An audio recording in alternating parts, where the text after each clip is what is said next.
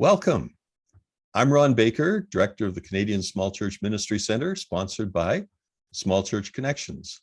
And this is us, Canadian churches, but small churches in action. And this is a podcast. Today's podcast, we have another special guest. And I've been looking forward to this just because this guest happens to be a semi-relative. You know, that shirt tail thing. We just love those shirt tails. So I'm going to let him introduce himself and just tell us a little bit about his ministry journey and who he is and that type of thing. And then we'll just continue into all sorts of questions that I have for whoever he is. I'll let him introduce himself. Thanks, Ron. My name's David Guretzki. I'm the Executive Vice President and Resident Theologian at the Evangelical Fellowship of Canada. And I originally hail from Onaway, Alberta, little farming community northwest of Edmonton, and raised in the Evangelical Free Church. So I know all about the small church. I was raised in the small church. Yeah. And eventually went to Briarcrest College and got an undergraduate degree in theology there. Married my wife shortly after that, Maureen, and we've been married for almost 33 years this year and three adult kids. Yeah. And we're living in Ottawa right now. But my journey was basically from Briarcrest in Saskatchewan. I ended up pastoring in a small church in Lacombe, Alberta, an Evangelical Free Church there for about 3.5 years. Then I went back to seminary, back to Briarcrest, and got a master's degree in historical theology, and ended up getting hired at Briarcrest as a professor. And I was actually at Briarcrest for 24 years. I taught theology both in the college and the seminary. Eventually finished a PhD at McGill University. And then in 2017, the Lord kind of had his way with us and changed our direction a little bit. And I was recruited to, I'd been on the national board for the Evangelical Fellowship of Canada for 9 years, and I was at the end of the term. And so I was then recruited to join the staff at EFC, which was a completely unexpected turn in our lives, but I've certainly enjoyed it. And I've been there at the EFC since 2017. So just coming up on 5 years. It seems like it's just yesterday that you must have been a kid, you know. I was asked the other day, you know, when did you know you were getting old? And I said, well, I'm still thinking about that. Yeah, exactly. But I love the wisdom that comes out of this and out of your progress over the years. I'd love to ask you a question, as I've been a small church pastor as well. So why do we want to keep up on theology once we're in the pastorate? You know, how does it affect us day by day? Well, I thought about that question in advance, Ron, and really when it comes down to it, I mean, there's so many directions we could go with that, right? Yeah. But I thought of it in terms of just practices, in terms of what we actually spend our time doing as pastors. And so I was just an assistant pastor to start. It was my first pastorate, and I was grateful for that experience. And at the end of that time, the elders board asked me for sort of a report of my years, just to kind of account for, you know, what I'd done and spent my time on. And I had this flurry of activities that I had, like 54 different types of activities that I spent, you know, all these little different kinds of activities. It was a fantastic experience. But as I've kind of grown and matured, I've come to realize that every choice we make on whatever it is we spend our time doing as pastors has some kind of theological assumption behind it, right? Mm-hmm. Or alternatively, a failed ability to live up to the theological expectation that we have. So you know, when you read the books, right? What's a pastor supposed to do? Well, maybe their primary job is preaching and administration of the sacraments. Well, if that's the case, and you look at what a pastor spends his or her time doing, mm-hmm. would your time actually reflect that conviction that you know, if it's primarily about preaching of the word and administration of the sacraments? So I just finished this book called 168 Hours. Mm-hmm. And its subtitle is "You Have More Time Than You Think." And her point in this book is to say that if you do a log of your time, you find out either what you really value or what's really important to you, or that you're failing to live up to what you claim is most important. So I think theology is really, at least part of theology is reflection, critical reflection on our practices. Mhm. It's actually, why do I spend time doing this? Why do I spend time going to visit people in the hospital? Yeah. Why do I go and visit people in their homes? Why do I run a discipleship group? Why do I do administration? Right. And I think that those types of questions we don't do enough. I mean, theology is certainly about the big things: who's God, who's Jesus, what is salvation. But in terms of pastoral practice, we have to get into the habit of asking, why do I spend so little time or so much time on that? What's my theological reason for doing or not doing something in our pastoral practices? I haven't done it yet. I'm a little afraid to do it, but this book suggests you do a log of your week for Yeah, 3-4 weeks. I was thinking that would be And see what you really spend your time on. yeah. Well, I think I would probably have sleep in there somewhere, but Well, sleep's part of it, yeah, for yeah. sure. Yeah. But there's a lot of time that I spend just doing nothing or doing something that is nothing. Right. I based on what you're talking about, theology and that type of thing. Yeah. Yeah.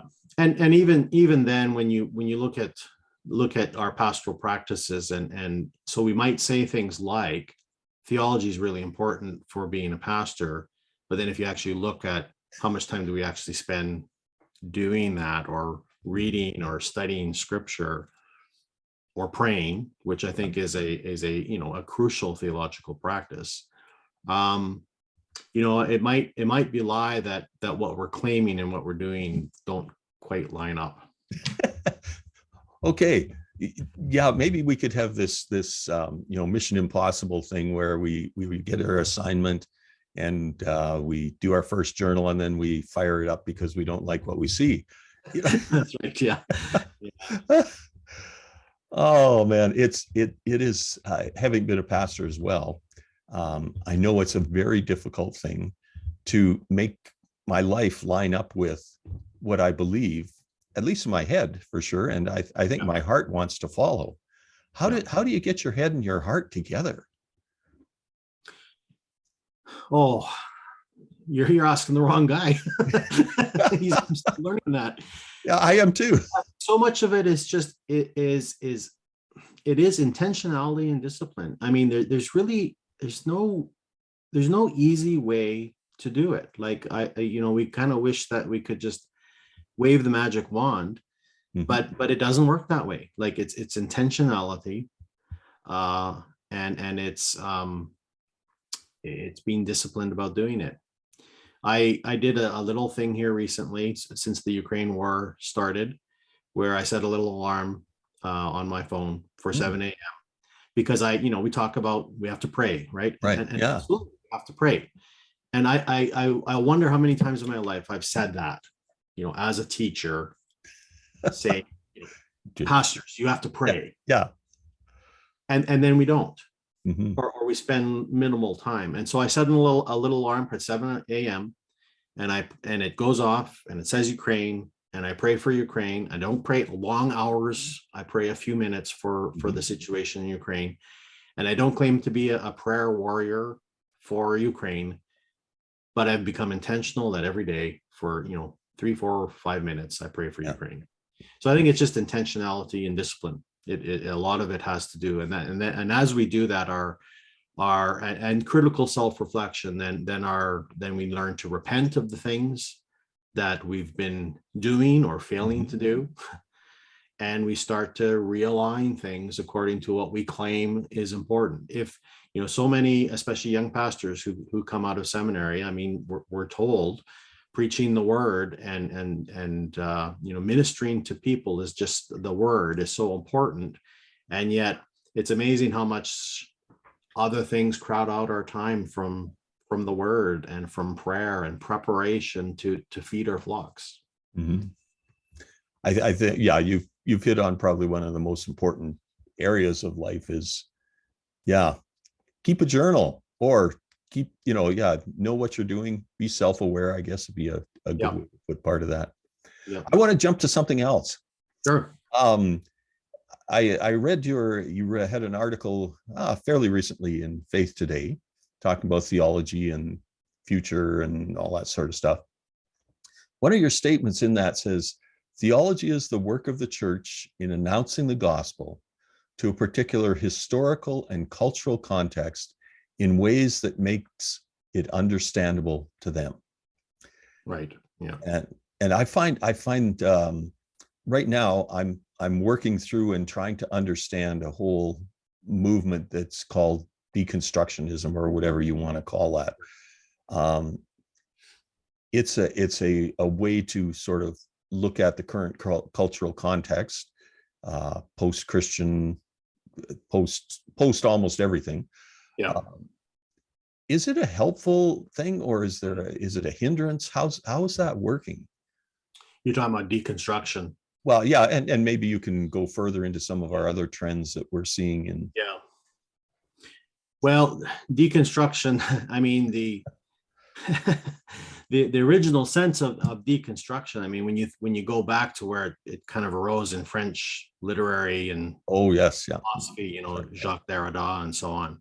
Mhm. And for Derrida, it was a literary philosophical methodology that pointed out how the kind of the structure of Western language, Mhm. which would set everything into polarities and binaries, right? Right. Either ors, right?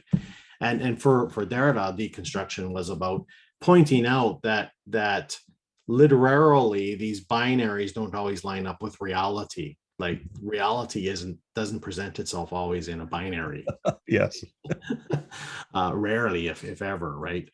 And so, but the tendency is to portray things in binaries. Now, this is really It interesting. sounds like nowadays. Yeah. It sounds exactly what's Yeah. going on right now. Yeah. So it's so easy in print or in Mhm. speech for us to portray things as you're either for or against. Right. Yeah.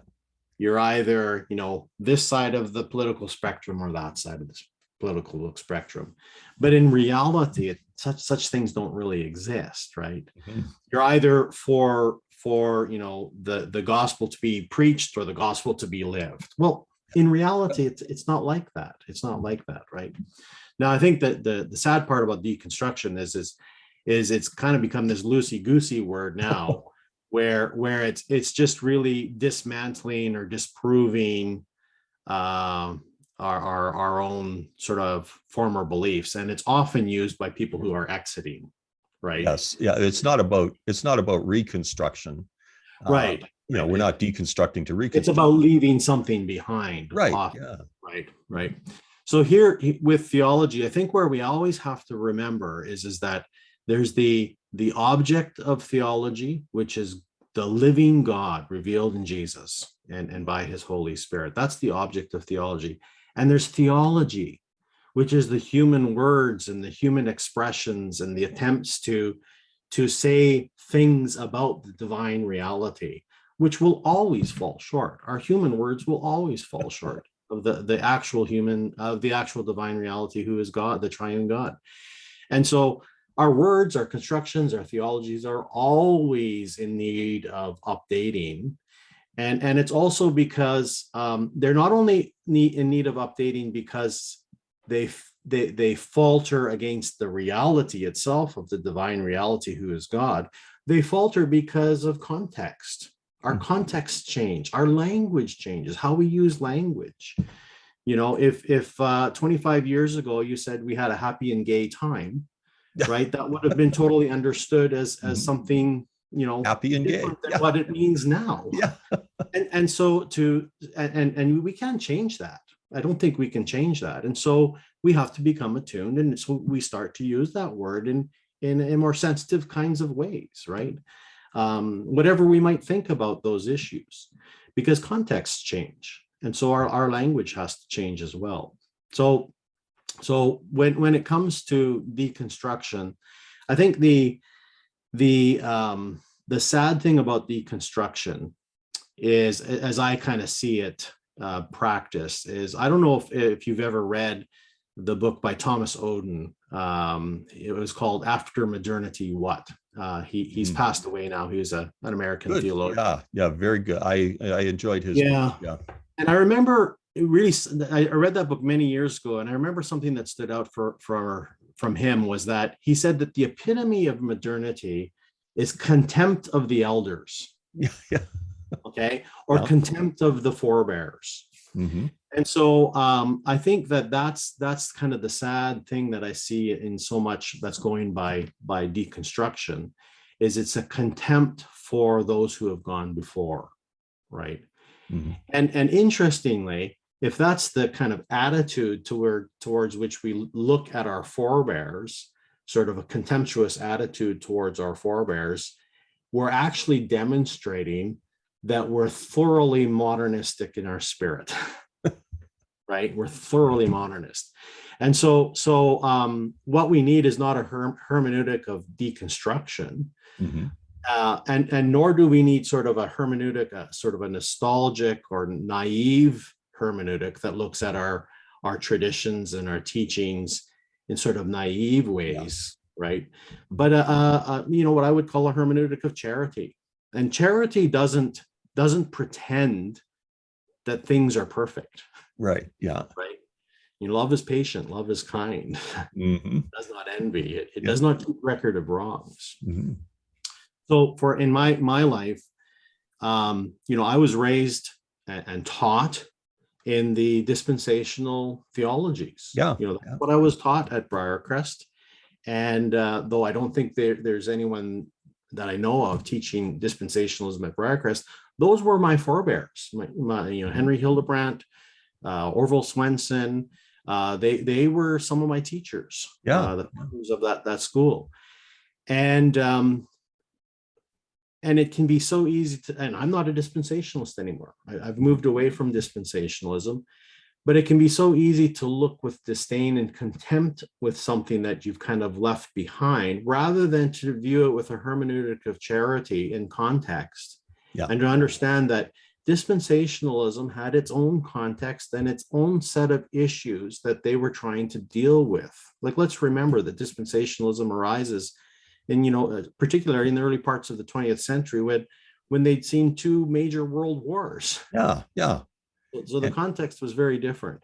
And so I think what's so crucial is, rather than deconstruction, which is sort of an anti-charity hermeneutic, or a hermeneutic of disdain, we need to approach it from a hermeneutic of charity, which says, yeah, our forefathers probably made mistakes, but they were also responding to a context, and that context has now changed.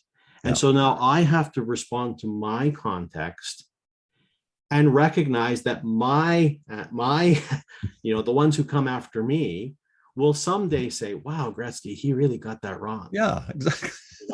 But I hope that they will deal with me with charity the way I'm trying to deal with my forebears, who I no longer necessarily agree with, but understand the context. And in dispensationalism's defense, and I'm not defending dispensationalism per se, but in its defense, dispensationalism sent out thousands and thousands of missionaries around the world for the sake of the gospel. Yeah, and that's something that we ought not to disdain. I think I'm going to take a little jump or leap, as my first wife used to say, Ron, you're taking 17 steps ahead of us, and you haven't told us how you got there. But I hear in this whole matter of disdain an anti-institutionalism that arises. I'm sitting in a part of the country that doesn't like the current institution or institutions in our land, and fight that tooth and nail based upon a hermeneutic that may not that the reality of the hermeneutic may not be there. It's based on almost a dream-like. I wish we were back in the old days. Yeah, and I mean that's a pretty important point. I mean, institutions. I mean, we we conceptualize about institutions in a particular kind of way, but really when it comes down to it, the root of institutions is the sociality, the ecclesial nature of Yeah. it. Right? We're always organizers and socializers. You're never not going to be part of an institution. You are always, as soon as there's two people, there's That's some right. kind of rules and some kind of institution. I used to tell my ecclesiology classes, I used to say, someone might say, oh, we don't like the institutional church anymore, and we're not going to go to church anymore, but instead we're going to start meeting on Wednesday nights at the local restaurant, and we're going to have a gathering for Bible study, and George is going to lead it. Yeah, exactly. We've just organized, right? We just put a plan in place, we've organized, and leave that long enough, and it becomes a kind of institution. Oh, it does, yeah.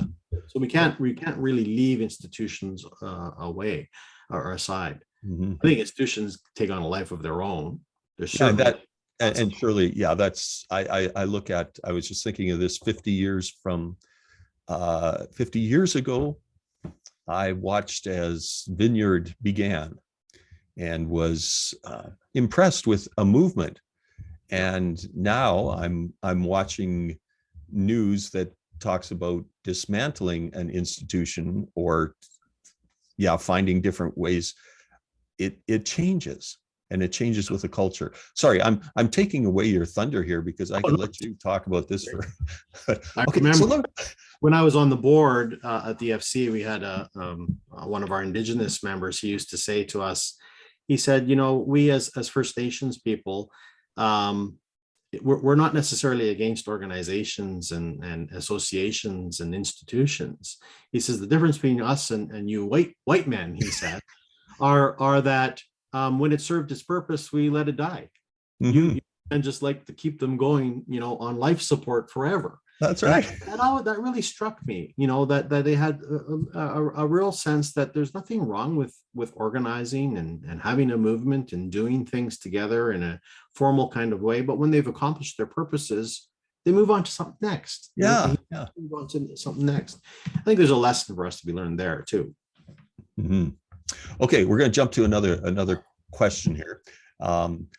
When I think of being a local church pastor in a small church, there's all sorts of stuff. You've talked about all the things that we could be doing.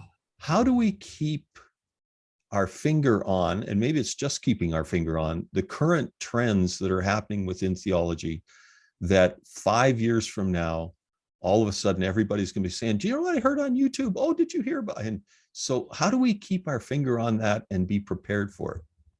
Well, your question almost implies the answer. Okay, good.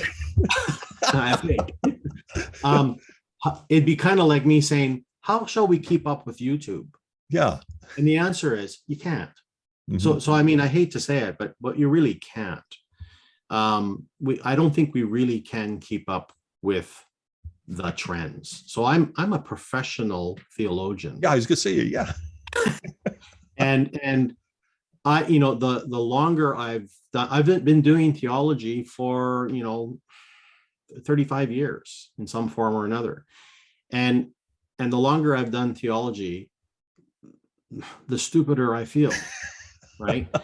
and the less but I also realize that I do have areas of strength. I have areas of expertise, and I have areas where I can delve into for a period of time, and can kind of gain some competency and literacy, but there's no possible way, that I can keep up on everything. And I think it's a little bit like trying to, what's current on YouTube, what's current on Netflix. You really can't. Yeah. You really can't. And so I think as long as we're trying to chase the trends or chase the issues, we're always going to have this sort of defeated feeling that we're somehow theologically illiterate. And I think that's the wrong approach. I think a better approach is a reading program, again, that's intentional. Yeah. That's intentionally broad, probably a little bit more classical, focus in on the traditions, focus in on the big voices, but choosing 2 or 3 areas and this is where I think it's really important for small church pastors. 2 or 3 areas that really intersect with your community and with your congregation. So I mean, I say this a little bit with fear and trembling, but for example, let's take for example LGBTQ issues, really important in the world today, right? Like talking about these issues of sexual orientation and identity and so on, really important. But let's face it, there's lots of small church pastors which this is really not an issue. No, yeah. It's not really an issue. And we can judge that as being, well, maybe it's not an issue because they're not paying attention to it. But the reality is they've probably got other issues. Oh, definitely. Like the decline of the family farm. Mm-hmm. Yeah. Big business farming in rural areas, for example. And what's that doing to communities and so on. So these are areas where, like, for example, not all small churches are rural, but a rural small church pastor, for example, where I think you're living, Ron. Yeah, definitely. I really think they should become attuned to, theology of the land, theology of economy, some of those types of issues that really do impact their congregations and their people, and focus and specialize there on issues that actually present themselves to the people we're ministering to, rather than worrying about, kind of keeping up with the trends. Yeah. And I think broader reading, the real issue comes, and I'll return to where we started, Ron, is, T.F. Torrance, one of my favorite kind of Reformed theologians, used to say that one of the issues that pastors face is that we claim to be theologians of the word, mm-hmm. but our practices belie that we really spend very minimal time in the scriptures. Yeah. Right. And so, and he advocated for large swath reading of scripture, not just simply, 2 to 3 verses, because that tends to what we do. And with our sermon prep, we tend to focus on a, pericope or a small passage. Yeah. And that's where we spend a lot of our exegetical time and effort, which is important for sermon preparation. But we have to be reading scripture in broad swaths, whole books at a time.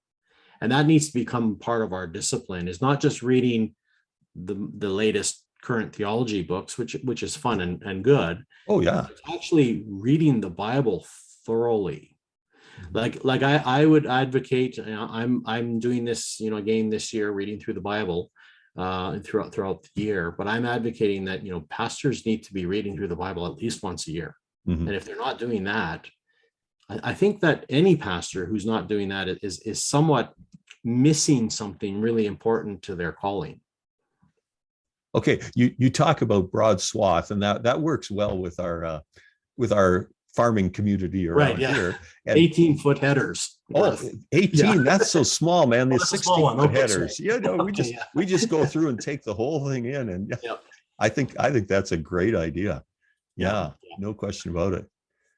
So large swaths. And again, I think probably being intentional about your reading is just so important. I'm doing something this year, which I haven't done very often, but I'm trying to become much more disciplined in my reading. I tend to kind of allow what comes before me to dictate my reading. Mm-hmm. And instead this year, I've kind of laid out a plan of what I plan to read, kind of categories that I'm going to be reading in, and reading intentionally within those categories. I think maybe you're touching on how to deal with the current trends, is to say, go back and check out the classic, what were the issues, what have been the issues. And I think we'll find that the current trends fall somewhere in amongst those issues that have been around for ages. Like the writer of Ecclesiastes says, I mean, there's really nothing new under the sun. Yeah. They present themselves perhaps in new ways, but even in issues like LGBTQ and so on, these are presenting themselves certainly in new ways. But fundamentally, we're talking about anthropology. We're talking about, about the theology of the human person. Who is a human? What is a human? What is a human created to be? Yeah. And going back to those fundamentals prepares us, I think, best to deal with those issues, soundly, so that we're not just kind of rattling off the latest theories. Yeah. But going back to, what's the fundamental theology of the human? That's something we need to do. We assume it, but it's not necessarily assumed anymore. Yes. Yeah. I think one of the things that has come across my plate in this last year or so is someone who tried to sum up the question of ministry. And they said, know God, know yourself, and know your people, know your context. Seems to me that's a great way to approach what we need to be doing now. And I think you've touched on a number of those issues. Now, I hate to say this, but our time's pretty well up. I'm going to give you about 2 minutes. If you had one important piece of advice out of all the things we talked about, maybe something that you want to say regarding theology for the small church pastor, and you can go wherever you want with this, what would you say? I'm glad you gave me that question ahead of time, because I did think long and hard about that. Okay, good. And I landed on something that might be a little bit surprising.